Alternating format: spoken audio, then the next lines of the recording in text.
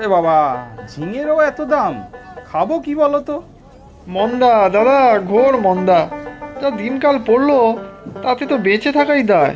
পাইকারি বাজারে যে দাম বেড়েছে তাতে আমরা আর কি করব বলো তো? সারা সকাল এই রোদে বসে দু পয়সা লাভ না করতে পারলে সংসার চালাবো কি করে বলো তো দাদা? সে তো বুঝি ভাই, কিন্তু আর যে পারছি না। সব কিছুর দামই তো আকাশ ছোঁয়া। এদিকে রোজগারও তো তেমন বাড়াতে পারছি না। আচ্ছা নাও, তুমি কি নেবে? দাম একটু না হয় কমই নেব। এরপর আবার মাছের বাজারে যেতে হবে। মাছেরও যা দাম, ছুঁতে গেলে হাতে ছ্যাঁকা লাগে। তা ঠিক, ছেলেটা আমার আবার মাছ ছাড়া কিছু খেতে চায় না। বেচা শেষ করে প্রতিদিন একটু মাছ কিনে তারপর বাড়ি যাই। একটা পেঁপে আর আধা কিলো কুমড়ো দিয়ে দাও। দিচ্ছি দাদা। একটা লাউও দিয়ে দিই, খুব কচি আছে কিন্তু। গোটা লাউ দেবে? সে তো অনেক দাম। না না, অর্ধেক লাউ কেটে দিও। দেখি চিংড়ি মাছ পেলে নিয়ে যাব।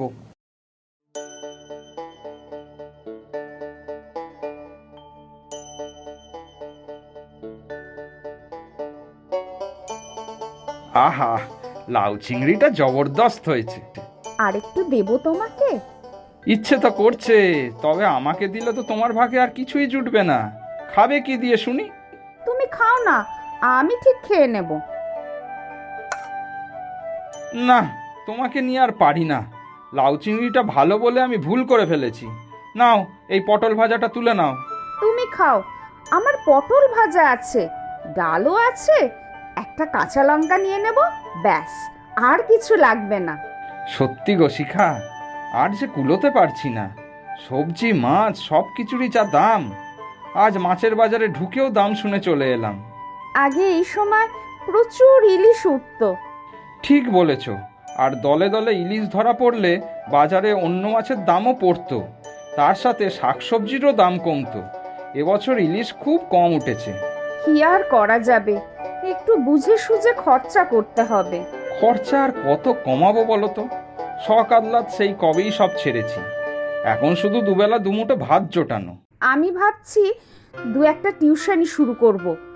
বিয়ের আগে তো কয়েকটা বাচ্চাকে পড়াতাম। এখানে কে দেবে তাদের বাচ্চাকে তোমার কাছে পড়াতে? বড় লোক যারা, তাদের বাচ্চাদের সব বড় জায়গায় টিউশনি পড়াবে। আর গরিব যারা, তারা পয়সা দেবে না। একবার চেষ্টা করে দেখি না? বাবার খাওয়া হয়েছে? হ্যাঁ, আমি ওনার ঘরে আগে খাবার দিয়ে এসেছি। ওনার কয়েকটা ওষুধ শেষ হয়েছে, বিকেলে একটু নিয়ে এসো মনে করে। আর হ্যাঁ, মশা খুব বেড়েছে, একটা মশা মারার তেলও নিয়ে এসো। তাও ভালো, বাবার পেনশনের টাকাটা মাস গেলে আসে।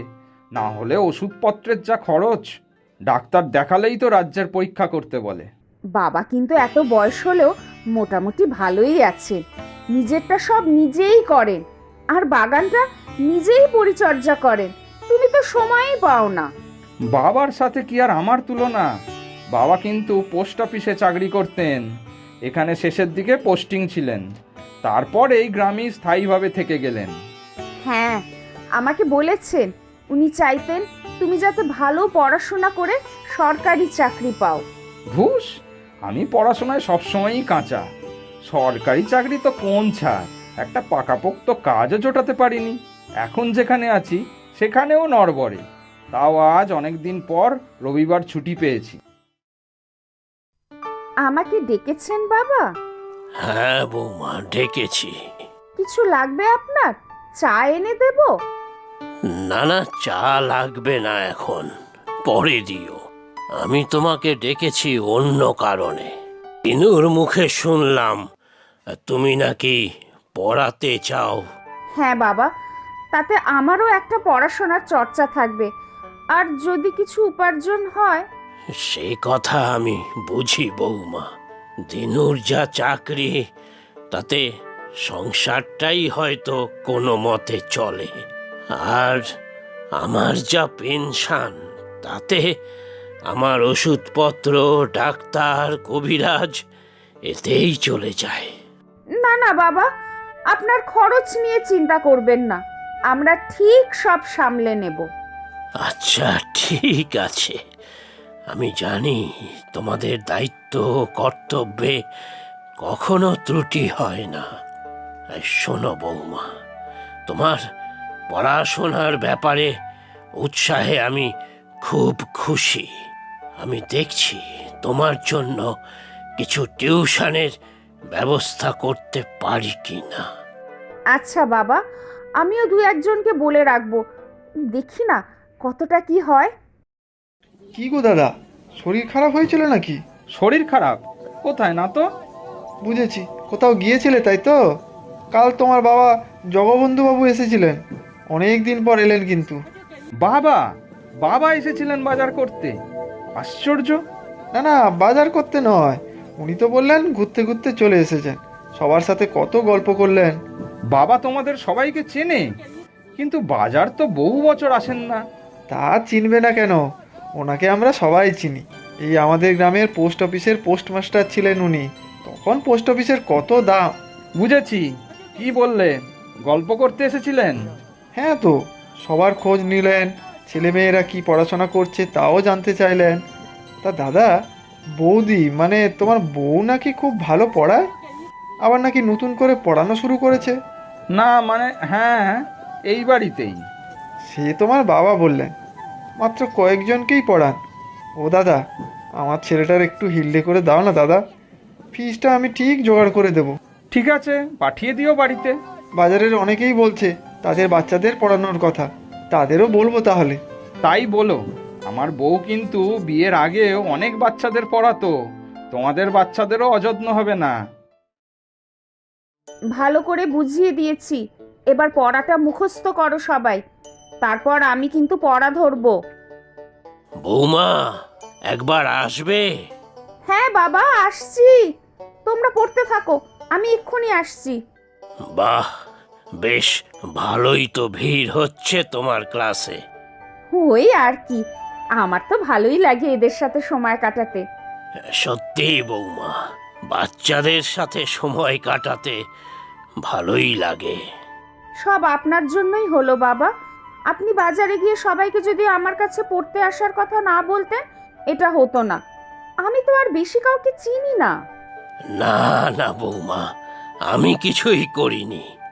আমারও পড়াশুনো বড় ভালো লাগতো, কিন্তু কম বয়সে সেই যে চাকরিতে ঢুকলাম, সব শিখেই উঠল। কি যে বলেন বাবা, আপনি অঙ্কে কত ভালো, সংসারের সব হিসেব কেমন চটপট করে দেন।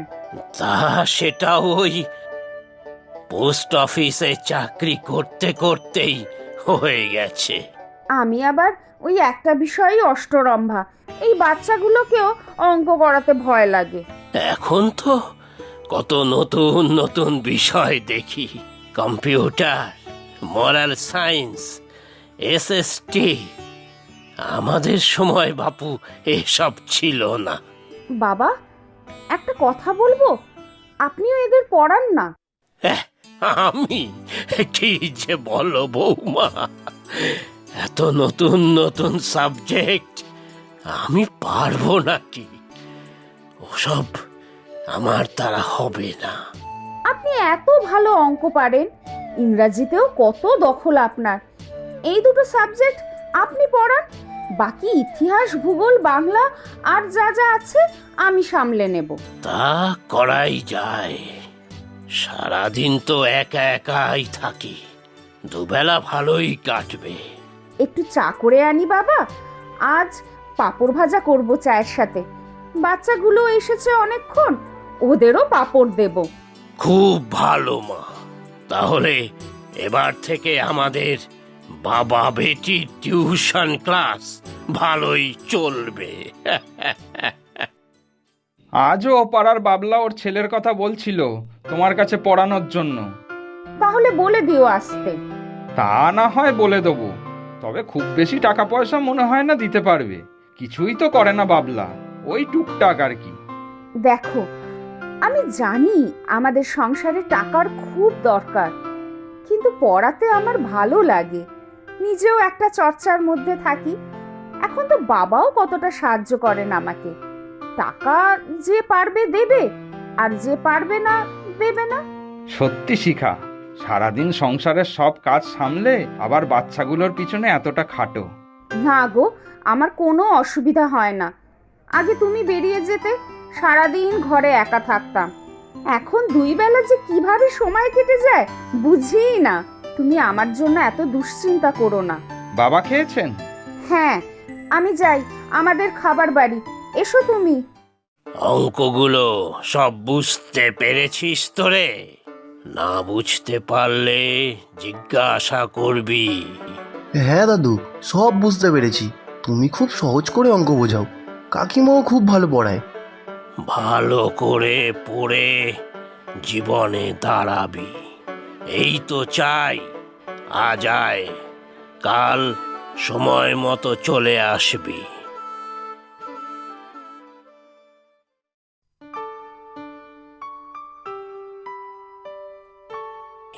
কি বৌমা, অন্যদের পড়ানো শেষ হলো? গুপিকে আমি অঙ্ক বুঝিয়ে দিয়েছি। হ্যাঁ বাবা, কিন্তু রাত হয়ে গেল, এখনো তো আপনার ছেলে ফিরল না বাবা। অফিসে কোনো কাজে আটকে গেছে হয়তো, না হলে তো এত দেরি কখনো করে না। আমার খুব চিন্তা হচ্ছে বাবা, দিনকাল তো ভালো না। এত চিন্তা করো না বৌমা, আমাকে টর্চটা দাও, আমি বরং একটু এগিয়ে দেখে আসি। এই এত রাতে আপনি একা বেরোবেন? না না, একটা বিপদ আপদ হলে তখন। কাউকে কোথাও যেতে হবে না, এই তো আমি চলে এসেছি। এই তো তুমি, এত রাত হলো, কত চিন্তা করছিলাম আমরা। আজ অফিসে একটা মিটিং ছিল, তাই তো এত দেরি হলো। বাবা, আমার নড়বড়ে চাকরিটা একটা পাকাপোক্ত ব্যবস্থা হয়েছে। মানে? আমি পার্মানেন্ট হয়েছি, আর আমার একটা প্রমোশনও হয়েছে। আমার কাজে খুশি হয়ে কর্তৃপক্ষ এই সিদ্ধান্ত নিয়েছেন, সেই নিয়েই আজ মিটিং ছিল, তাই তো একটু দেরি হলো। এ তো খুব ভালো খবর রে। আমি জানতাম তোমার পরিশ্রমের ফল তুমি পাবেই একদিন। এবার শিখা, তোমার আর বাচ্চাদের পড়ানোর দরকার নেই। সে কি, কেন? দেখো, এতদিন আমাদের সংসারে টাকার দরকার ছিল, কিন্তু আজ তো আর নেই। তুমি আর বাবা বেকার খাটবে কেন? আমার যে বাচ্চাগুলোর সাথে থাকতে ভালো লাগে রে। বাচ্চাগুলো কত আনন্দ করে পড়াশুনো শিখছে, ওরা স্কুলের রেজাল্টও কত ভালো করেছে এবার। হ্যাঁ, আমারও তাই। কিন্তু ওদের থেকে টাকাও তো পাও না ঠিক মতো। আমি কি বলি শোনো না, এখন তো আমাদের ভগবানের কৃপায় অর্থ কষ্ট নেই, তাই আমি এবার থেকে বাচ্চাদের বিনা পয়সায় পড়াতে চাই। যারা টাকা দিতে পারবে অল্প কিছু দেবে, যারা দিতে পারবে না দেবে না। খুব ভালো সিদ্ধান্ত বৌমা। আমি বলি কি, তুই আর আপত্তি করিস না খোকা। ঠিক আছে, তোমরা দুজন ভালো থাকলেই হলো। তবে এটা ঠিক, বাচ্চারা তোমাদের দুজনকে ভালোবাসে খুব। হ্যাঁ, ঠিক বলেছ। কাল ওরা এলে ওদেরও পেট ভরে মিষ্টি খাওয়াবো। কি, আপনারাও খুশি তো আমাদের সাফল্যে? কমেন্ট করে জানাবেন কিন্তু।